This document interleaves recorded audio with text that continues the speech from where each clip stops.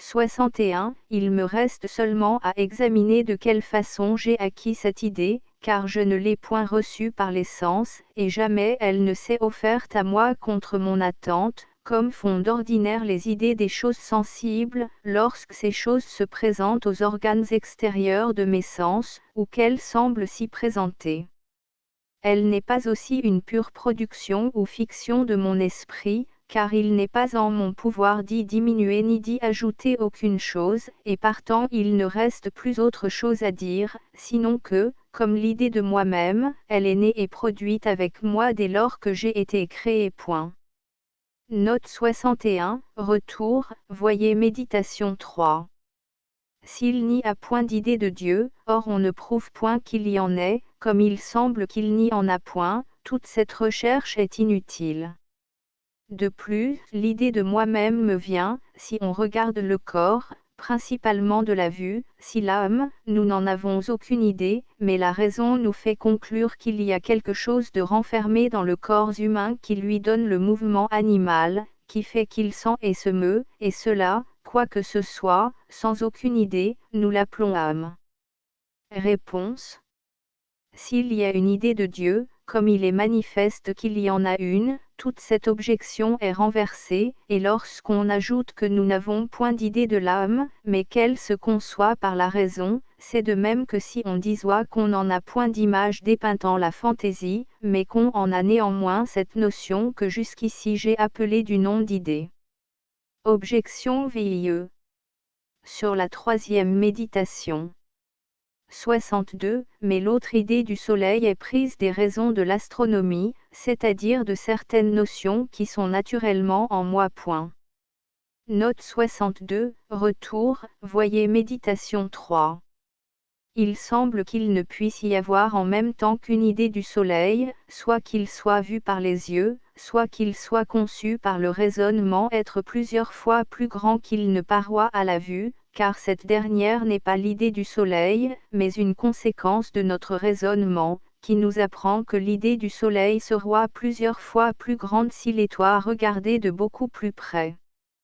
Il est vrai qu'en divers temps il peut y avoir diverses idées du soleil, comme si en un temps il est regardé seulement avec les yeux, et en un autre avec une lunette d'approche, mais les raisons de l'astronomie ne rendent point l'idée du soleil plus grande ou plus petite, seulement elles nous enseignent que l'idée sensible du soleil est trompeuse. Réponse. Je réponds de rechef que ce qui est dit ici n'être point l'idée du soleil, et qui néanmoins est décrit, c'est cela même que j'appelle du nom d'idée. Et pendant que ce philosophe ne veut pas convenir avec moi de la signification des mots, il ne me peut rien objecter qui ne soit frivole. Objection X. Sur la troisième méditation. 63. Car, en effet, les idées qui me représentent des substances sont sans doute quelque chose de plus et ont pour ainsi dire plus de réalité objective que celles qui me représentent seulement des modes ou accidents.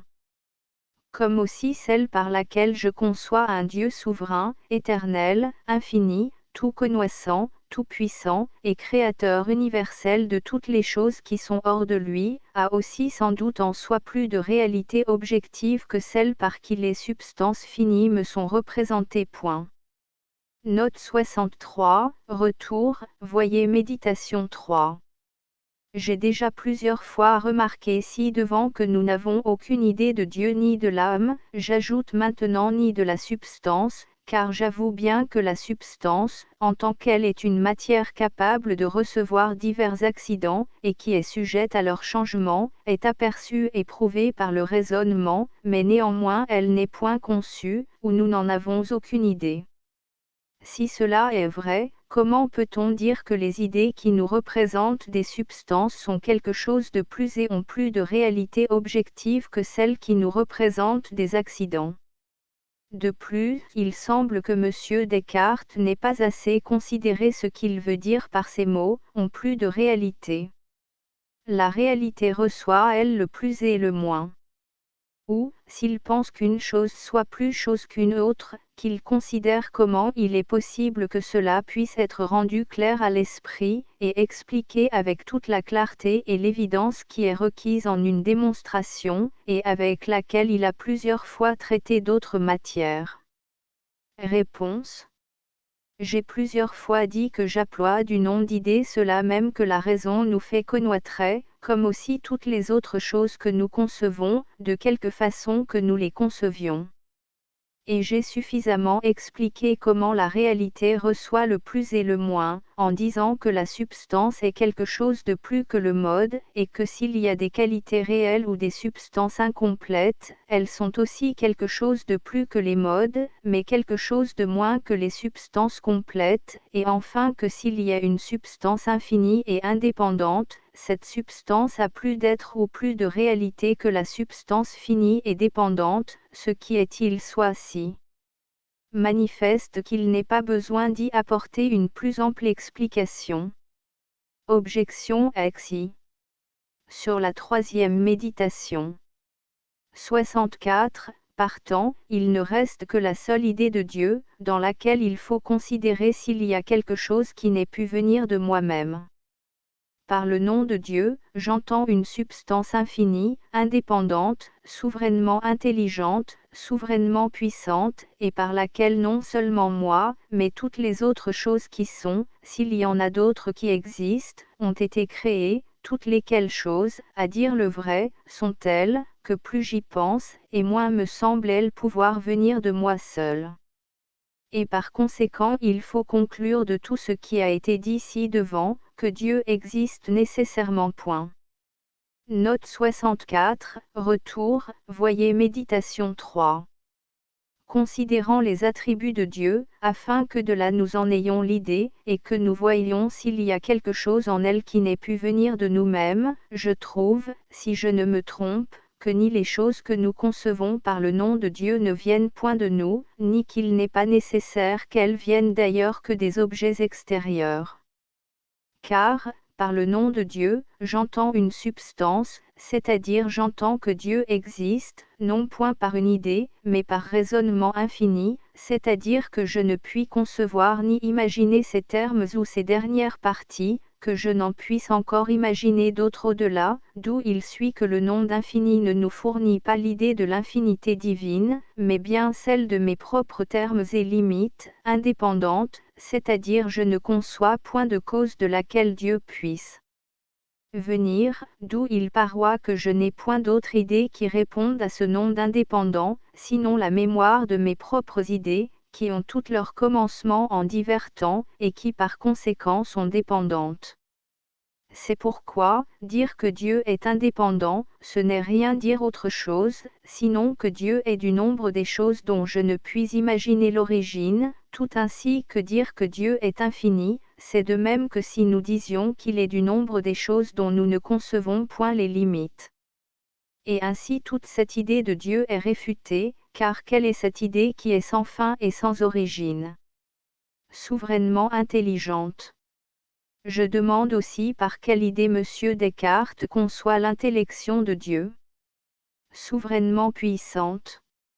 Je demande aussi par quelle idée sa puissance, qui regarde les choses futures, c'est-à-dire non existantes, est entendue. Certes, pour moi, je conçois la puissance par l'image ou la mémoire des choses passées, en raisonnant de cette sorte, il a fait ainsi, donc il a pu faire ainsi, donc, tant qu'il sera, il pourra encore faire ainsi, c'est-à-dire il en a la puissance. Or toutes ces choses sont des idées qui peuvent venir des objets extérieurs. Créateur de toutes les choses qui sont au monde. Je puis former quelque image de la création par le moyen des choses que j'ai vues, par exemple de ce que j'ai vu un homme naissant, et qui est parvenu, d'une petitesse presque inconcevable, à la forme et à la grandeur qu'il a maintenant, et personne à mon avis n'a d'autre idée à ce nom de créateur, mais il ne suffit pas, pour prouver la création du monde, que nous puissions imaginer le monde créé. C'est pourquoi, encore qu'on eût démontré qu'un être infini, indépendant, tout-puissant, etc., existe, il ne s'ensuit pas néanmoins qu'un créateur existe, si ce n'est que quelqu'un pense qu'on infère fort bien de ce qu'un certain être existe, lequel nous croyons avoir créé toutes les autres choses, que pour cela le monde a autrefois été créé par lui. De plus, où M. Descartes dit que l'idée de Dieu et de notre âme est née et résidente en nous, je voudrais bien savoir si les âmes de ceux-là pensent qui dorment profondément et sans aucune rêverie, si elles ne pensent point, elles n'ont alors aucune idée, et partant il n'y a point d'idée qui soit née et résidente en nous, car ce qui est né et résident en nous est toujours présent à notre pensée. Réponse. Aucune chose de celle que nous attribuons à Dieu ne peut venir des objets extérieurs comme d'une cause exemplaire, car il n'y a rien en Dieu de semblable aux choses extérieures, c'est-à-dire aux choses corporelles. Or il est manifeste que tout ce que nous concevons être en Dieu de dissemblable aux choses extérieures ne peut venir en notre pensée par l'entremise de ces mêmes choses, mais seulement par celle de la cause de cette diversité, c'est-à-dire de Dieu. Et je demande ici de quelle façon ce philosophe tire l'intellection de Dieu des choses extérieures, car pour moi j'explique aisément quelle est l'idée que j'en ai, en disant que par le mot d'idée j'entends la forme de toute perception, car qui est celui qui conçoit quelque chose qui ne s'en aperçoive, et partant qui naît cette forme ou cette idée de l'intellection, laquelle venant à étendre à l'infini il forme l'idée de l'intellection divine. Et ce que je dis de cette perfection se doit entendre de même de toutes les autres. Mais, d'autant que je me suis servi de l'idée de Dieu qui est en nous pour démontrer son existence, et que dans cette idée une puissance si immense est contenue que nous concevons qu'il répugne, s'il est vrai que Dieu existe, que quelque autre chose que lui existe si elle n'a été créée par lui, il suit clairement de ce que son existence a été démontrée qu'il a été aussi démontré que tout ce monde, c'est-à-dire toutes les autres choses différentes de Dieu qui existent, ont été créées par lui. Enfin, lorsque je dis que quelque idée est née avec nous, ou qu'elle est naturellement empreinte en nos âmes, je n'entends pas qu'elle se présente toujours à notre pensée, car ainsi il n'y en aura aucune, mais j'entends seulement que nous avons en nous-mêmes la faculté de la produire. Objection XIE. Sur la troisième méditation. 65, et toute la force de l'argument dont je me suis servi pour prouver l'existence de Dieu consiste en ce que je vois qu'il ne sera pas possible que ma nature fût telle qu'elle est, c'est-à-dire que j'eusse en moi l'idée de Dieu, si Dieu n'existait véritablement, à savoir ce même Dieu dont j'ai en moi l'idée. Note 65, retour, voyez Méditation 3. Donc, puisque ce n'est pas une chose démontrée que nous ayons en nous l'idée de Dieu, et que la religion chrétienne nous oblige de croire que Dieu est inconcevable, c'est-à-dire, selon mon opinion, qu'on n'en peut avoir d'idée, il s'ensuit que l'existence de Dieu n'a point été démontrée, et beaucoup moins la création. Réponse. Lorsque Dieu est dit inconcevable, cela s'entend d'une conception qui le comprenne totalement et parfaitement. Au reste, j'ai déjà tant de fois expliqué comment nous avons en nous l'idée de Dieu, que je ne le puis encore ici répéter sans ennuyer les lecteurs. Objection XIE. Sur la quatrième méditation. Du vrai et du faux. 66, et ainsi je connais que l'erreur, en tant que telle, n'est pas quelque chose de réel qui dépende de Dieu, mais que c'est seulement un défaut, et partant que pour faillir je n'ai pas besoin de quelque faculté qui m'ait été donnée de Dieu particulièrement pour cet effet. Note 66, retour, voyez Méditation 4. Il est certain que l'ignorance est seulement un défaut, et qu'il n'est pas besoin d'aucune faculté positive pour ignorer, mais, quant à l'erreur, la chose n'est pas si manifeste, car il semble que si les pierres et les autres choses inanimées ne peuvent errer, c'est seulement parce qu'elles n'ont pas la faculté de raisonner ni d'imaginer, et partant il faut conclure que pour errer il est besoin d'un entendement, ou du moins d'une imagination, qui sont des facultés toutes deux positives.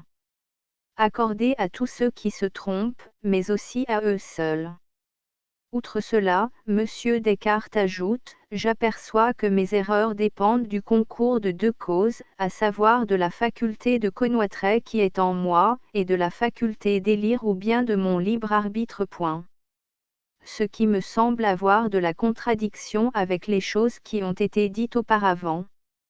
Où il faut aussi remarquer que la liberté du franc arbitre est supposée sans être prouvée, quoique cette supposition soit contraire à l'opinion des calvinistes.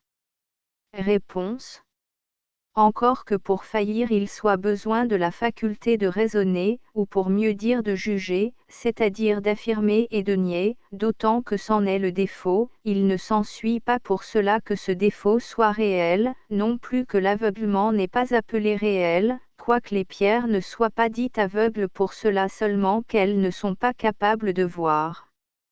Et je suis étonné de n'avoir encore pu rencontrer dans toutes ces objections aucune conséquence qui me semblât être bien déduite de ces principes. Je n'ai rien supposé ou avancé touchant la liberté que ce que nous ressentons tous les jours en nous-mêmes, et qui est très connu par la lumière naturelle, et je ne puis comprendre pourquoi il est dit ici que cela répugne ou a de la contradiction avec ce qui a été dit auparavant. Mais encore que peut-être il y en ait plusieurs qui, lorsqu'ils considèrent la préordination de Dieu, ne peuvent comprendre comment notre liberté peut subsister et s'accorder avec elle, il n'y a néanmoins personne qui, se regardant soi-même, ne ressente et n'expérimente que la volonté et la liberté ne sont qu'une même chose, ou plutôt qu'il n'y a point de différence entre ce qui est volontaire et ce qui est libre. Et ce n'est pas ici le lieu d'examiner quelle est en cela l'opinion des calvinistes. Objection XIE. Sur la quatrième méditation. 67. Par exemple, examinant ces jours passés si quelque chose existoit véritablement dans le monde, et prenant garde que de cela seul que j'examinois cette question il suivoit très évidemment que j'existois moi-même, je ne pouvois pas m'empêcher de juger qu'une chose que je concevois si clairement étoit vraie, non que je m'y trouvasse forcé par une cause extérieure, mais seulement parce que d'une grande clarté qui étoit en mon entendement a suivi une grande inclination en ma volonté, et ainsi je me suis porté à croire avec d'autant plus de liberté que je me suis trouvé avec moins d'indifférence. Note 67, retour, voyez Méditation 4. Cette façon de parler, une grande clarté dans l'entendement, est métaphorique, et partant n'est pas propre à entrer dans un argument, or celui qui n'a aucun doute prétend avoir une semblable clarté, et sa volonté n'a pas une moindre inclination pour affirmer ce dont il n'a aucun doute que celui qui a une parfaite science. Cette clarté peut donc bien être la cause pourquoi quelqu'un aura et défendra avec opiniâtreté quelque opinion, mais elle ne lui saura faire connaître avec certitude qu'elle est vraie. De plus, non seulement savoir qu'une chose est vraie, mais aussi la croire ou lui donner son aveu et consentement, ce sont choses qui ne dépendent point de la volonté, car les choses qui nous sont prouvées par de bons arguments ou racontées comme croyables, soit que nous le voulions ou non, nous sommes contraints de les croire. Il est bien vrai qu'affirmer ou nier, soutenir ou réfuter des propositions, ce sont des actes de la volonté, mais il ne s'ensuit pas que le consentement et l'aveu intérieur dépendent de la volonté. Et partant, la conclusion qui suit n'est pas suffisamment démontrée, et c'est dans ce mauvais usage de notre liberté que consiste cette privation qui constitue la forme de l'erreur. Réponse.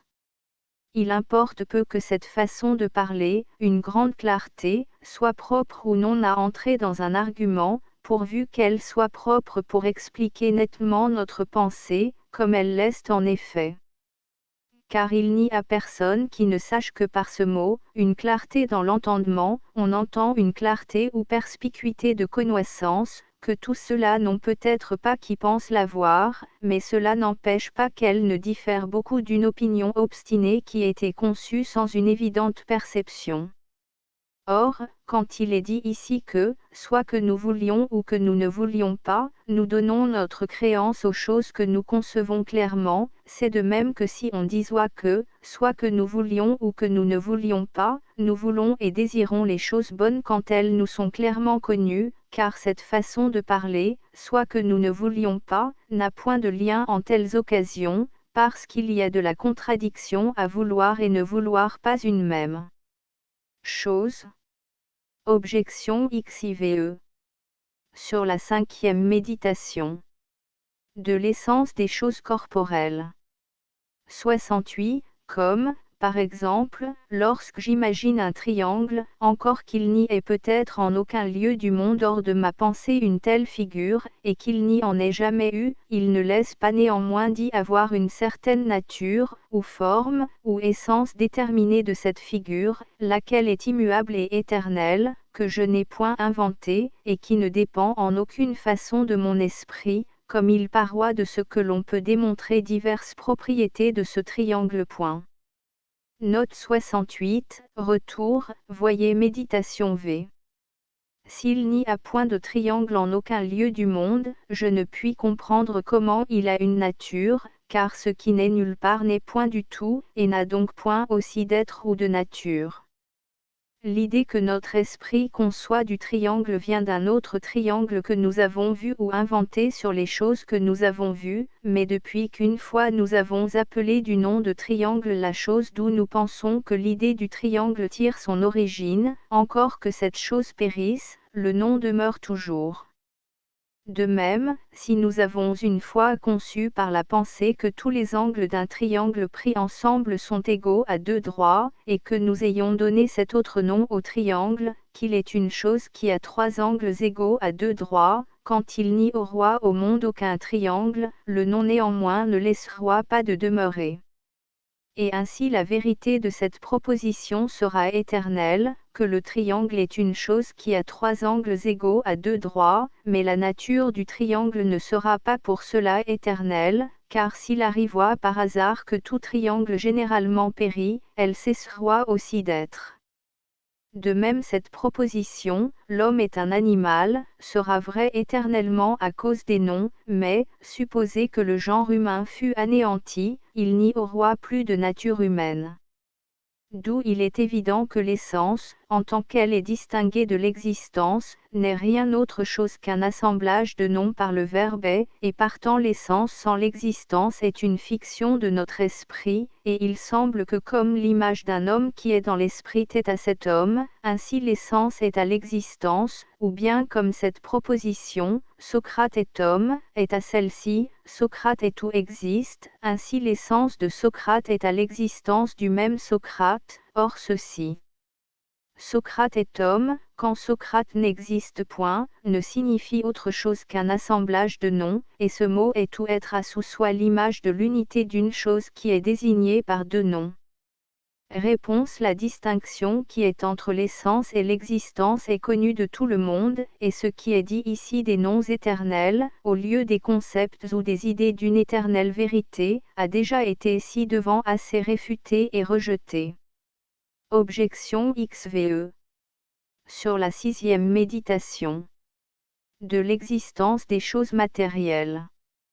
69. Car Dieu ne m'ayant donné aucune faculté pour connaître que cela soit, à savoir que Dieu, par lui-même ou par l'entremise de quelque créature plus noble que le corps, m'envoie les idées du corps, mais au contraire, m'ayant donné une grande inclination à croire qu'elles me sont envoyées ou qu'elles partent des choses corporelles, je ne vois pas comment on pourrait l'excuser de tromperie, si en effet ces idées par toi d'ailleurs ou m'est-toi envoyées par d'autres causes que par des choses corporelles, et partant il faut avouer qu'il y a des choses corporelles qui existent. Note 69, retour, voyez méditation 6.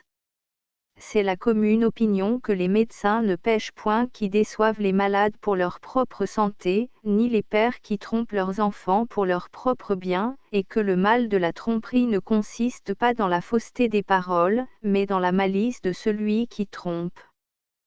Que M. Descartes prenne donc garde si cette proposition, Dieu ne nous peut jamais tromper, prise universellement, est vraie, car si elle n'est pas vraie, ainsi universellement prise, cette conclusion n'est pas bonne, donc il y a des choses corporelles qui existent. Réponse.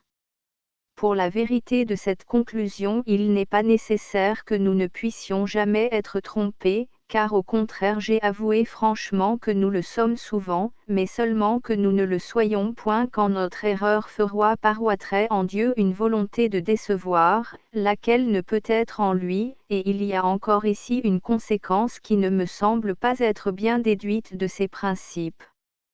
Objection XVIE. Sur la 6e méditation. 70. Car je reconnais maintenant qu'il y a entre l'une et l'autre, savoir entre la veille et le sommeil, une très notable différence, en ce que notre mémoire ne peut jamais lier et joindre nos songes les uns aux autres et avec toute la suite de notre vie, ainsi qu'elle a de coutume de joindre les choses qui nous arrivent étant éveillées. Note 70, retour, voyez méditation 6. Je demande si c'est une chose certaine qu'une personne, songeant qu'elle doute si elle songe ou non, ne puisse songer que son songe est joint et lié avec les idées d'une longue suite de choses passées. Si elle le peut, les choses qui semblent ainsi à celui qui dort être les actions de sa vie passée peuvent être tenues pour vraies, tout de même que s'il est toi éveillé. De plus, d'autant, comme il dit lui-même, que toute la certitude de la science et toute sa vérité dépend de la seule connaissance du vrai Dieu, ou bien un athée ne peut pas reconnaître qu'il veille par la mémoire des actions de sa vie passée, ou bien une personne peut savoir qu'elle veille sans la connaissance du vrai Dieu. Réponse.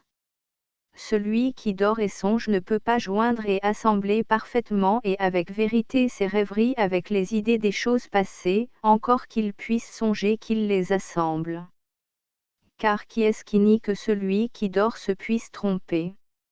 Mais après, étant éveillé, il connaîtra facilement son erreur. Et un athée peut reconnaître qu'il veille par la mémoire des actions de sa vie passée, mais il ne peut pas savoir que ce signe est suffisant pour le rendre certain qu'il ne se trompe point, s'il ne sait qu'il a été créé de Dieu, et que Dieu ne peut être trompeur. Fin du tome 1er. Table des matières contenues dans le tome 1er. Éloge de Descartes. Note discours de la méthode méditation métaphysique. Épître préface abrégée des 6 méditations. Méditation première, méditation deuxième, méditation troisième, méditation quatrième, méditation cinquième, méditation sixième. Objections et réponses. Premières objections, faites par Monsieur Caterus. Réponses. Secondes objections, recueillies par le P. Mersenne. Réponse. Troisième objection, faite par Monsieur Hobbes, et réponse. Astérisque astérisque astérisque End of the Project Gutenberg e-book. Discours de la méthode astérisque astérisque astérisque. Updated editions will replace the previous one. The all editions will be renamed. Creating the works from print editions not protected by US copyright law means that no one owns the United States copyright in these works, so the Foundation, and you, can copy and distribute it in the United States without permission and without paying copyright royalty. Special rule, set forth in the general terms of use part of this license, apply to copying and distributing Project Gutenberg symbol marque commercial electronic works to protect the Project Gutenberg symbol marque commercial concept and trademark. Project Gutenberg is a registered trademark, and may not be used if you charge for an e-book, except by following the terms of the trademark license, including paying royalty for use of the Project Gutenberg trademark. If you do not charge anything for copy of this e-book, complying with the trademark license is very easy. You may use this e-book for nearly any purpose such as creation of derivative works, report, performance and research. Project Gutenberg e-books may be modified and printed and given away. You may do practically anything in the United States with e-books not protected by US copyright law. Redistribution is subject to the trademark license, especially commercial redistribution.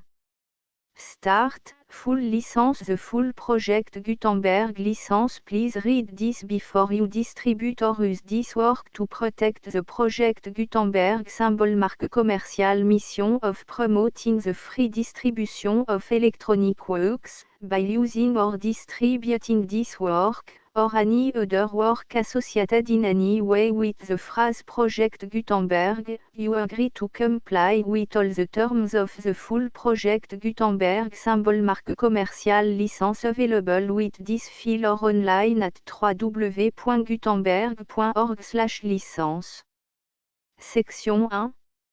General Terms of Use and Redistributing Project Gutenberg symbol marque commercial electronic works. 1.a By reading or using any part of this Project Gutenberg symbol marque commercial electronic work, you indicate that you have read, understand, agree to and accept all the terms of this license and intellectual property, trademark/copyright, agreement. If you do not agree to abide by all the terms of this agreement, you must cease using and return or destroy all copy of Project Gutenberg symbol marque commercial electronic works in your possession. If you paid a fee for obtaining a copy of or access to a Project Gutenberg symbol marque commercial electronic work and you do not agree to be bound by the terms of this agreement, you may obtain a refund from the person or entity to whom you paid the fee as set forth in paragraph 1.e.8. 1.b Project Gutenberg is a registered trademark. It may only be used on or associated in any way with an electronic work by people who agree to be bound by the terms of this agreement.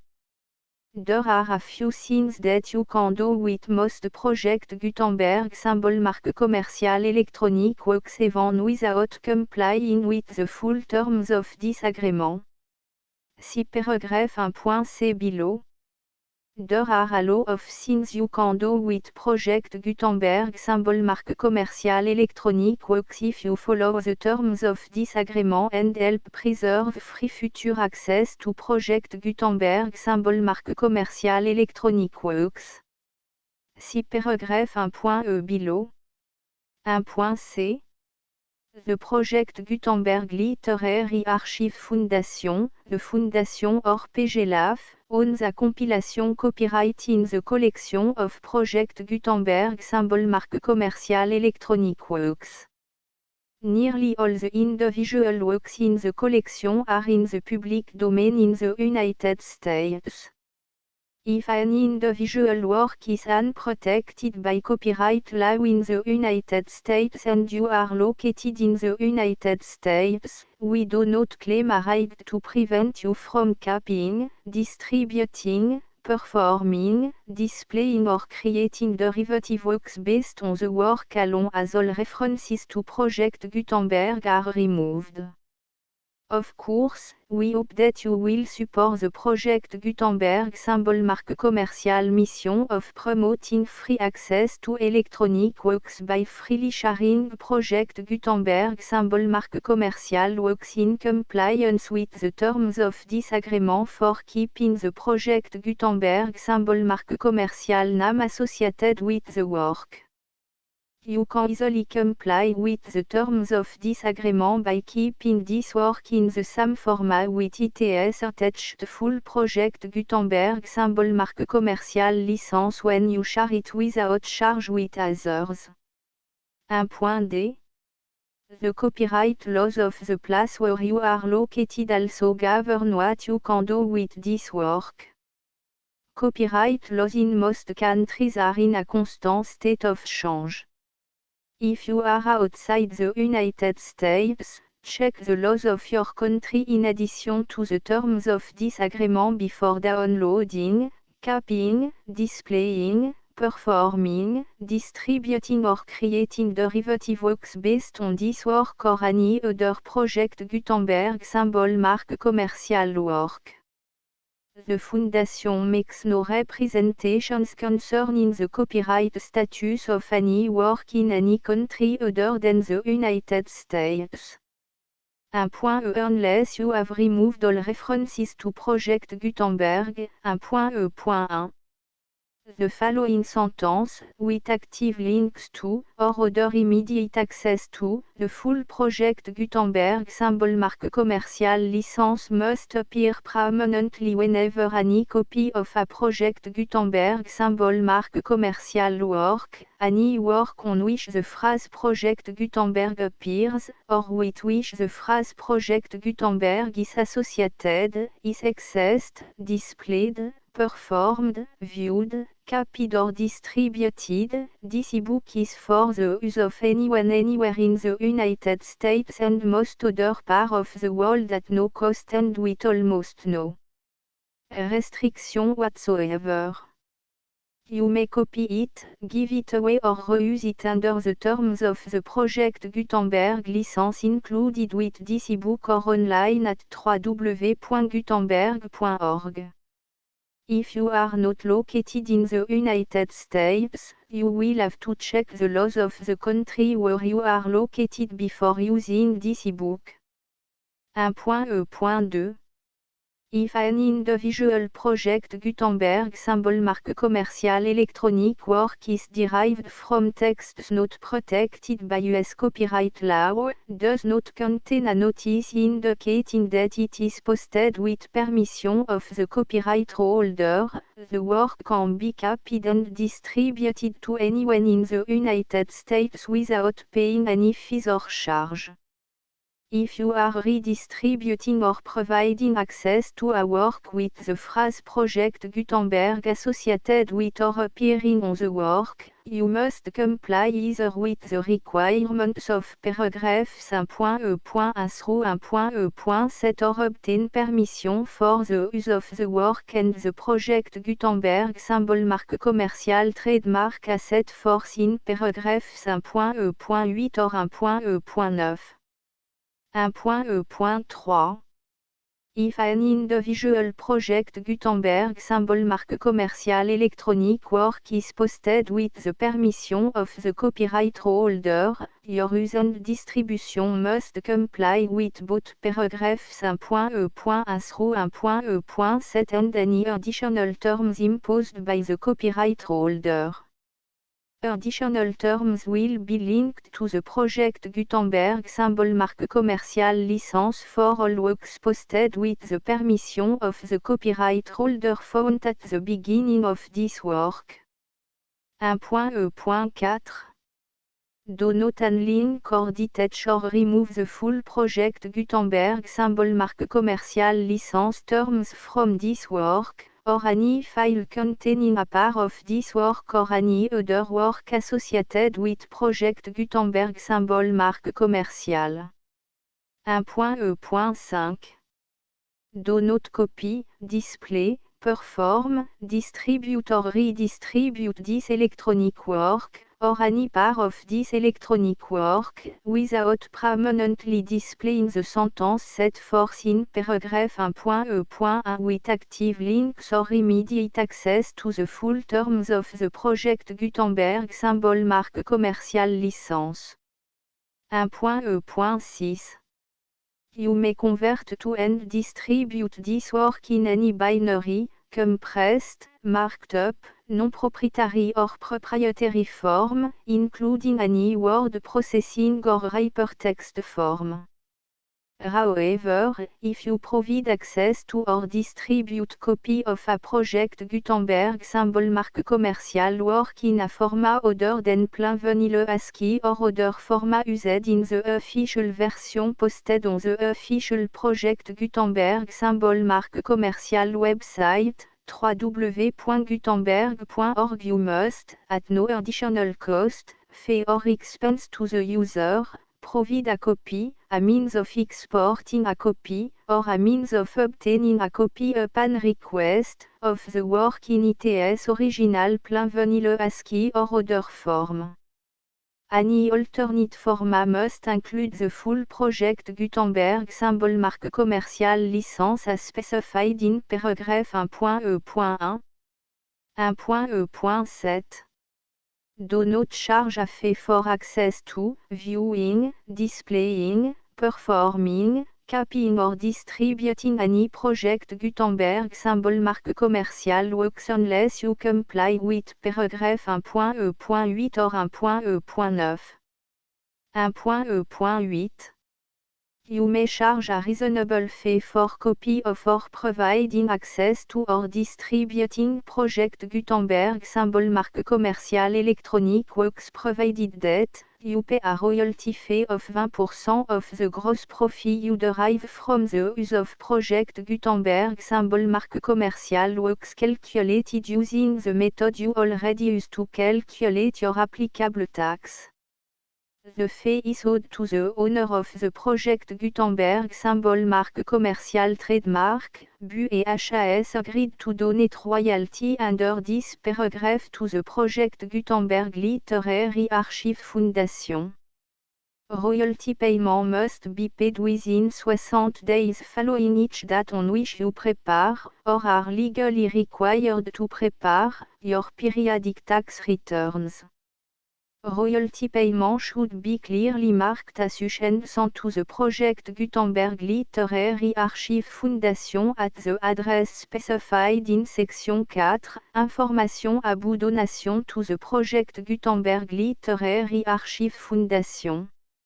You provide a full refund of any money paid by a user who notifies you in writing, or by email, within 30 days of receipt that /et does not agree to the terms of the full project Gutenberg symbol marque commerciale licence.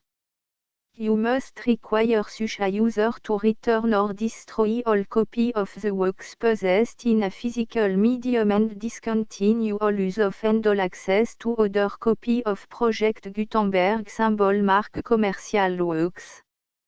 You provide, in accordance with paragraph 1.f.3, a full refund of any money paid for a work or a replacement copy, if a defect in the electronic work is discovered and reported to you within 90 days of receipt of the work.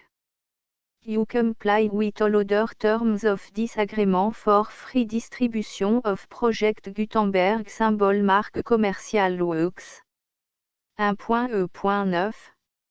If you wish to charge a fee or distribute a project Gutenberg symbol marque commerciale electronic work or group of works on different terms than are set forth in this agreement, you must obtain permission in writing from the project Gutenberg Literary Archive Foundation, the manager of the project Gutenberg symbol marque commerciale trademark. Contact the Foundation as set forth in section 3 below. 1.f.1.f.1.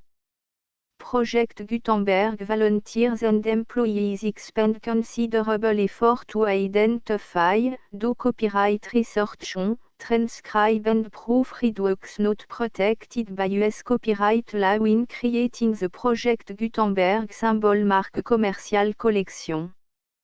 Despite these efforts, Project Gutenberg symbol marque commerciale electronic works, and the medium on which they may be stored, may contain defects such as, but not limited to, incomplete, inaccurate or corrupt data, transcription errors, a copyright or other intellectual property infringement, a defective or damaged disk or other medium, a computer virus, or computer code that damage or cannot be read by your equipment. 1.f.2. Limited warranty, disclaimer of damage, except for the right of replacement or refund described in paragraph 1.f.3, the project Gutenberg Literary Archive Foundation, the owner of the project Gutenberg symbol marque commerciale trademark, and any other party distributing a project Gutenberg symbol marque commerciale electronic work under this agreement, disclaim all liability to you for damages, costs and expenses, including legal fees. You agree that you have no remedy for negligence, strict liability, breach of warranty or breach of contract except those provided in paragraph 1.f.3.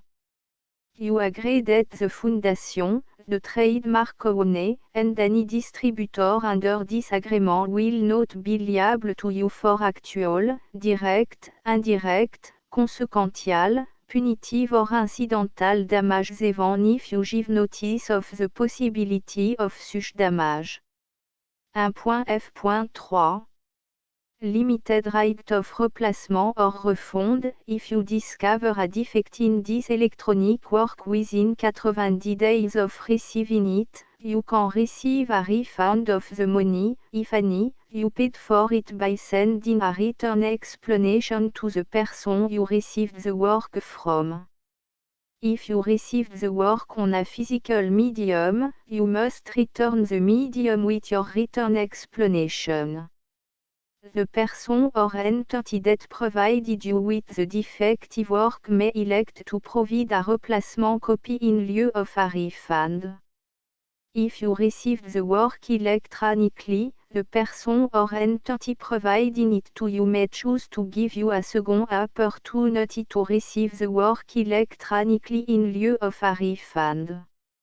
If the second copy is also defective, you may demand a refund in writing without further opportunities to fix the problem.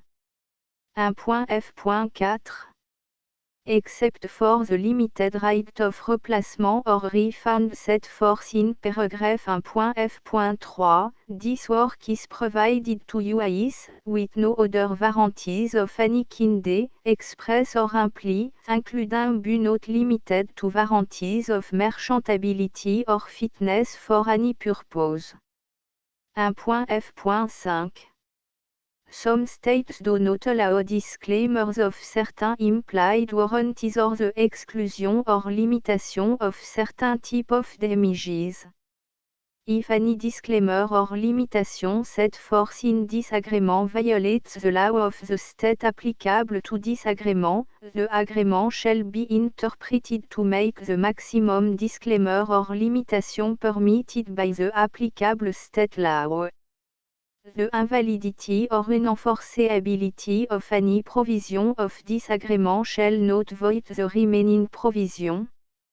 1.f.6 Indemnity, you agree to indemnify and all the foundation, the trademark owner, any agent or employee of the foundation, anyone providing copy of Project Gutenberg symbol marque commercial electronic works in accordance with this agreement, and any volunteers associated with the production, promotion and distribution of Project Gutenberg symbol marque commercial electronic works, harmless from all liability, costs and expenses, including legal fees, that arise directly or indirectly from any of the following which you do or cause to occur.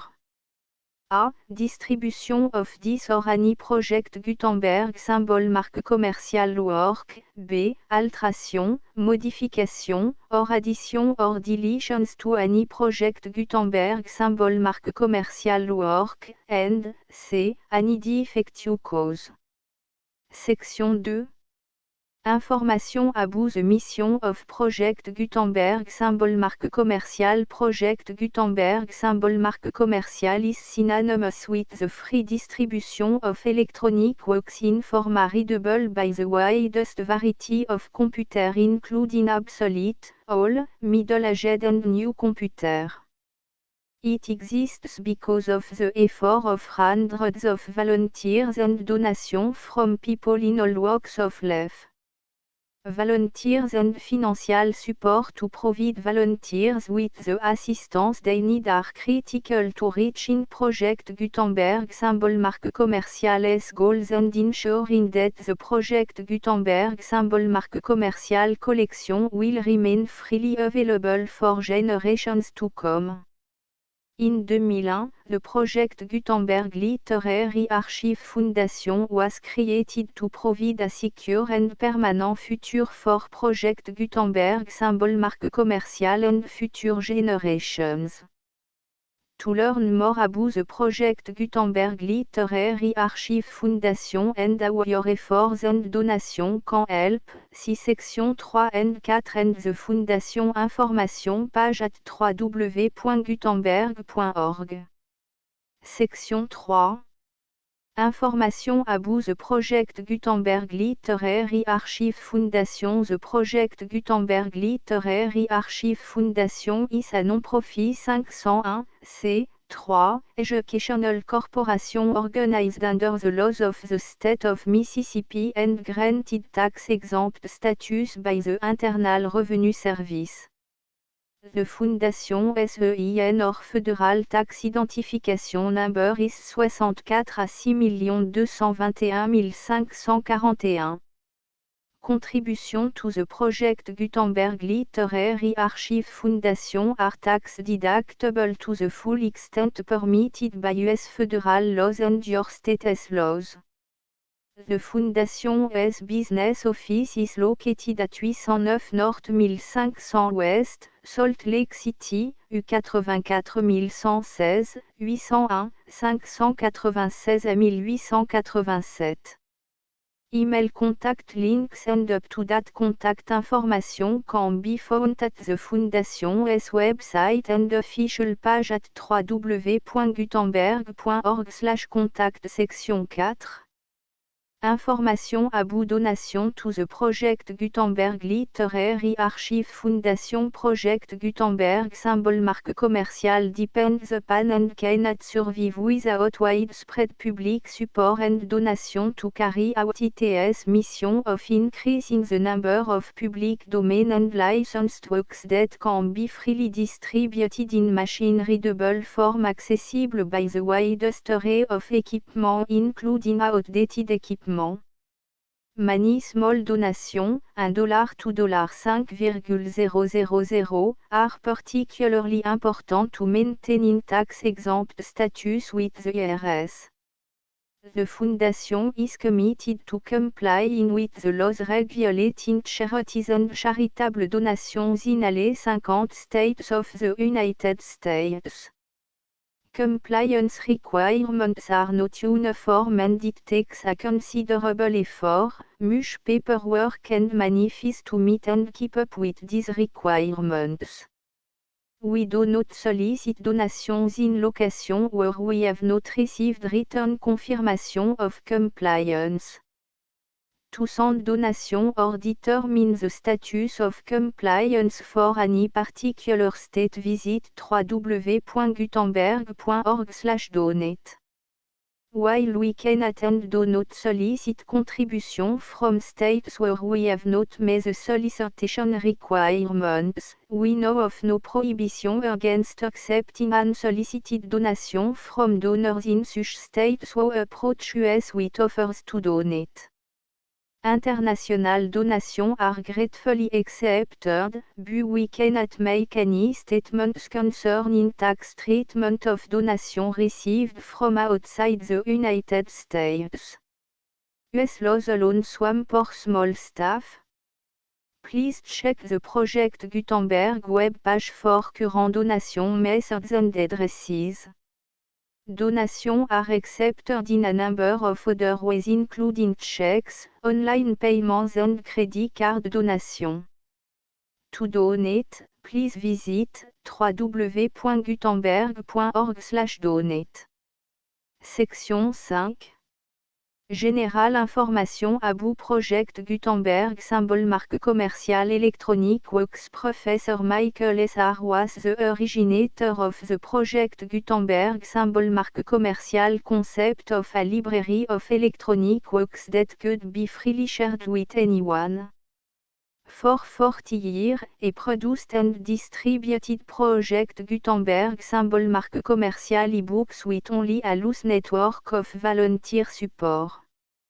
Project Gutenberg symbol marque commerciale ebooks are often created from several printed editions, all of which are confirmed and not protected by copyright in the US unless a copyright notice is included. Thus, we do not necessarily keep ebooks in compliance with any particular paper edition. Most people start at our website which has the main page search facility, www.gutenberg.org. This website includes information about Project Gutenberg symbol marque commerciale, including how to make donation to the Project Gutenberg Literary Archive Foundation, how to help produce our new ebooks, and how to subscribe to our email newsletter to read about new ebooks. Descartes, René œuvre de Descartes, précédé de l'éloge de René Descartes par Thomas œuvre de Descartes. Tome 1er publié par Victor Cousin. Éloge de René Descartes, par Thomas, note sur l'éloge de Descartes. Discours de la méthode. Discours de la méthode pour bien conduire sa raison, et chercher la vérité dans les sciences. Première partie. Seconde partie. Troisième partie. Quatrième partie. Cinquième partie. Sixième partie. Méditation métaphysique. Abrégé des 6 méditations suivantes. Méditation touchant la philosophie première, dans lesquelles on prouve clairement l'existence de Dieu et la distinction réelle entre l'âme et le corps de l'homme. Première méditation. Des choses que l'on peut révoquer en doute. Méditation seconde. De la nature de l'esprit humain, et qu'il est plus aisé à connaître que le corps. Méditation troisième de Dieu, qu'il existe. Méditation quatrième. Du vrai et du faux. Méditation cinquième. De l'essence des choses matérielles, et, pour la seconde fois, de l'existence de Dieu. Méditation sixième. De l'existence des choses matérielles, et de la distinction réelle entre l'âme et le corps de l'homme. Objection aux méditations. Objection faite par des personnes très doctes contre les précédentes méditations, les réponses de l'auteur. Premières objections, faites par M. Caterus, savant théologien des Pays-Bas, sur les IE, VE et vie méditation. Réponse de l'auteur aux premières objections.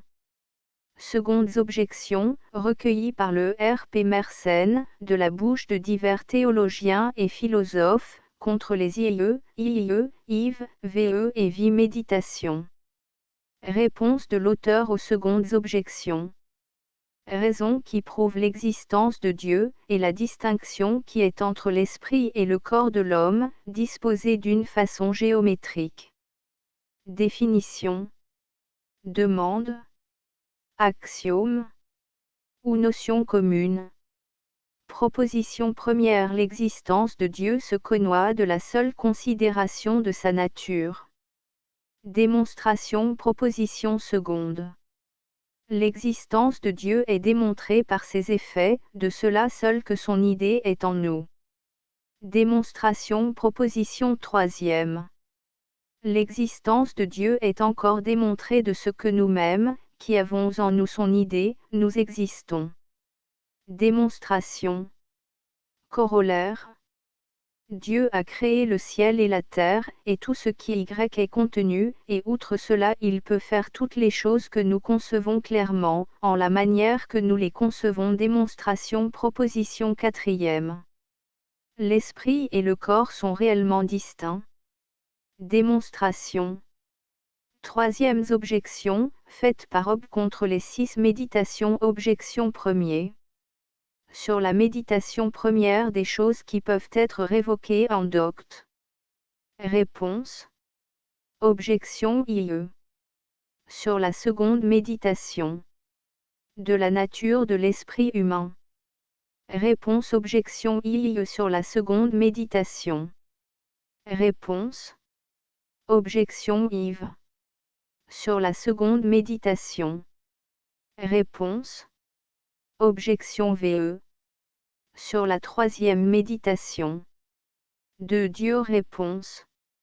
Objection vie. Sur la troisième méditation. Réponse. Objection VIE. Sur la troisième méditation. Réponse. Objection VIE.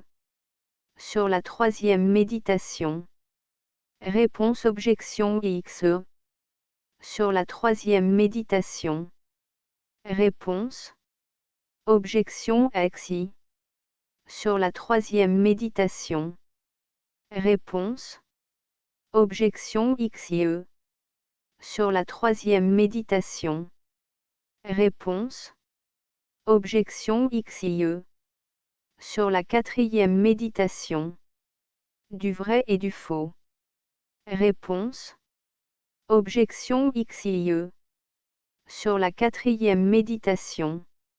Réponse. Objection XIVE. Sur la cinquième méditation. De l'essence des choses corporelles. Réponse objection XVE. Sur la sixième méditation. De l'existence des choses matérielles. Réponse. Objection XVE. Sur la sixième méditation. Réponse. Table des matières contenues dans le tome 1er. The Full Project Gutenberg Licence.